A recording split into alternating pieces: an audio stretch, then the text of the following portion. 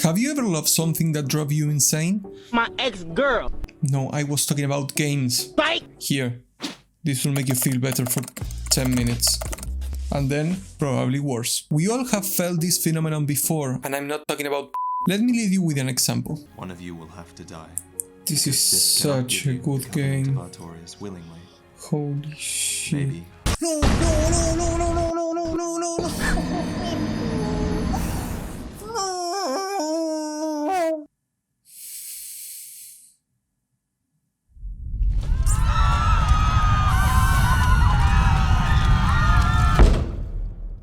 To understand things more clearly, we have to study them first. We have to create control groups, increase randomization to reduce sample bias, or just pretend.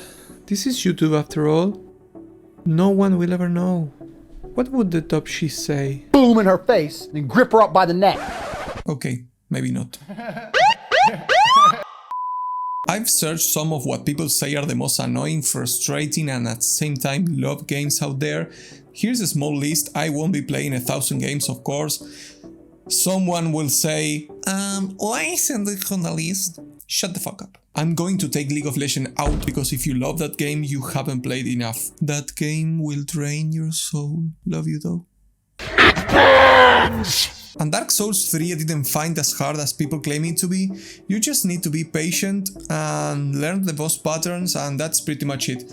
A quick hack is just never go for the third hit. You know it's tempting, but don't go there. Just hit it twice and that's it. You can also steamroll the game with summons and playing a mage, if you are into that kind of stuff. Now, if you're watching this, I've played all of them, and what did I learn? Why keep hitting that guy?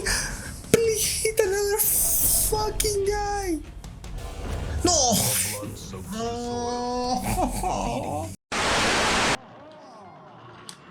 Fuck.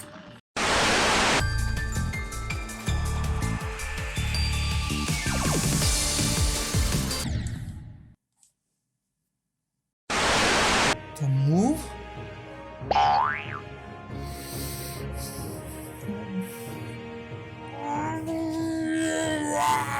That I fucking hate them all. Okay, that was a joke. Okay, not all of them. Most of them actually I really like. Let me explain with something that both engineers and Path of Exile players will understand. A graph. The experience goes like this. Fresh game, new start, mildly happy to try things out.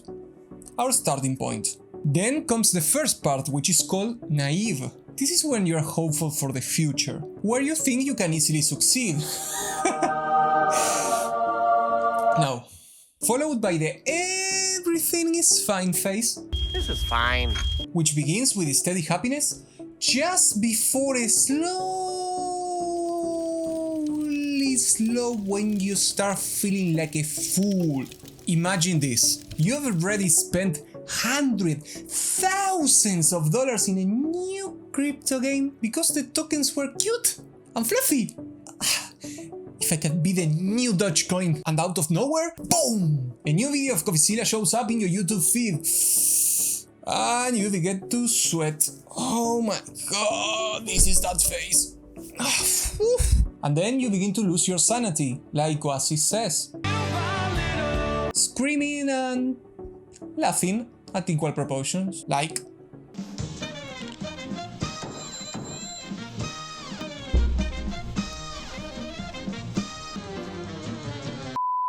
End of example. The world is chaos and you are molded by it. I call this untamed and morbid phase the Nicolas Cage. And now, this is the most interesting part of all the graph. At the end of this pair comes the crack event. Is this a 5 o'clock free crack giveaway? Not that one. Where the player's resolve is put into the test. Some will live forever, while others will... Moment of clarity in the eye of the storm. And for those who are still here by the end, pain is finally over. And every negative feeling you had is transformed into pure happiness and joy. And I call this phase the inverse breakup. Very self-explanatory. And this is the answer we are looking for. What makes you love games that make you suffer is different from every single person. For me, it's accomplishing a difficult task. It's the affirmation of competence.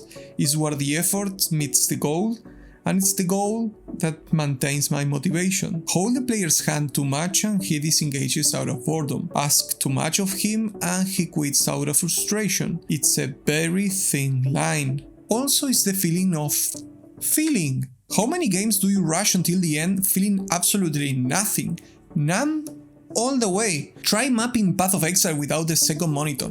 Not with these fuckers. The feeling could be anger, frustration, but at least there's something to feel, something to experience, and something to remember. For other people, it could be entertainment. Hard and insanely punishing games are way more interesting to watch. This mostly applies to games that are shared with other people like streamers or YouTubers that do this with an audience. Watching other people struggle and die inside is super fun in a dick way. What? I need to see that again.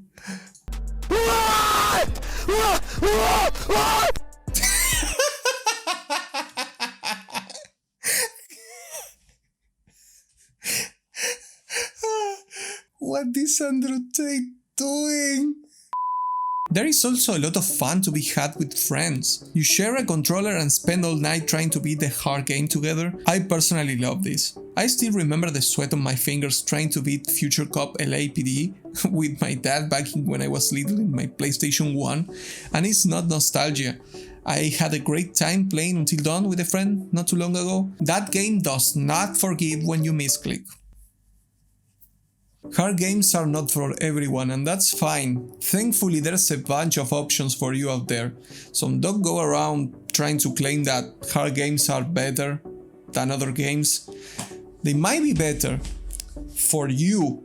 The most important thing here is that you subscribe to my channel and binge watch all of my other videos. I'm going to do the Jack Nicholson. I will leave you with an idea, so we can discuss in the comments below. Do you think that people want harder games? Or it's just not hardness itself that is missing, but the lack of interesting mechanics and rewards that usually came with those games?